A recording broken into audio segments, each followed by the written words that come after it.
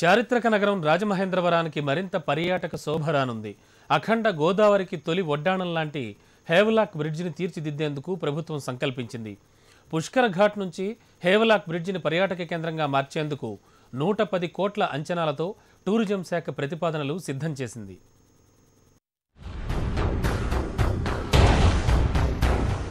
అఖండ గోదావరి నదిపై 114 ఏళ్ల క్రితం నిర్మించిన రైల్వే వంతెన హేవలాక్ బ్రిడ్జ్. బ్రిటిష్ పాలనలో హేవలాక్ అనే గవర్నర్ పర్యవేక్షణలో దీన్ని నిర్మించడం వల్ల హేవలాక్ బ్రిడ్జిగా ఇది పేరుగాంచింది. రాజమహేంద్రవరం పుష్కర్ ఘాట్ నుంచి కొవ్వూరు వరకు ఇది విస్తరించింది. 2.75 కిలోమీటర్ల పొడవైన ఈ వంతెనపై 100 ఏళ్ల సర్వీస్ పూర్తిగానే రైళ్ల రాకపోకలాపివేశారు. హేవలాక్ వంతెన శిథిలావస్థకు చేరుకోవడంతో కూల్చేందుకు రైల్వే అధికారులు ప్రయత్నించారు. వారసత్వ సంపదగా భావించి టూరిజం కేంద్రంగా అభివృద్ధి చేయాలని స్థానికులు డిమాండ్ చేశారు. దీంతో రాష్ట్ర ప్రభుత్వం రైల్వే నుంచి బ్రిడ్జిని కొనుగోలు చేసేందుకు 12.50 కోట్లు విడుదల చేసింది. హేవలాక్ వంతెన కేంద్రంగా గోదావరిలో టూరిజం అభివృద్ధికి 110 కోట్లతో ప్రాజెక్టును సిద్ధం చేశారు అధికారులు. ప్రస్తుతం ఉన్న బ్రిడ్జి వెడల్పును 7.5 మీటర్లకు పెంచి వివిధ ఆకృతులు నిర్మించాలని భావిస్తున్నారు. దుకాణ సముదాయాలు, ఫుడ్ కోర్టులు, నైట్ బజార్లతో పాటుగా సైక్లింగ్ ట్రాక్ లేదా నడకదారిని ఏర్పాటు చేయాలని ప్రతిపాదనలు సిద్ధం చేశారు.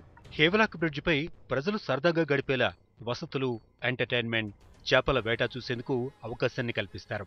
లంకల్లో దిగి పర్యాటకులు విహరించేందుకు బ్రిడ్జి లంకను అనుసంధానం చేసే ప్రతిపాదన ప్రాజెక్టులో పెట్టారు.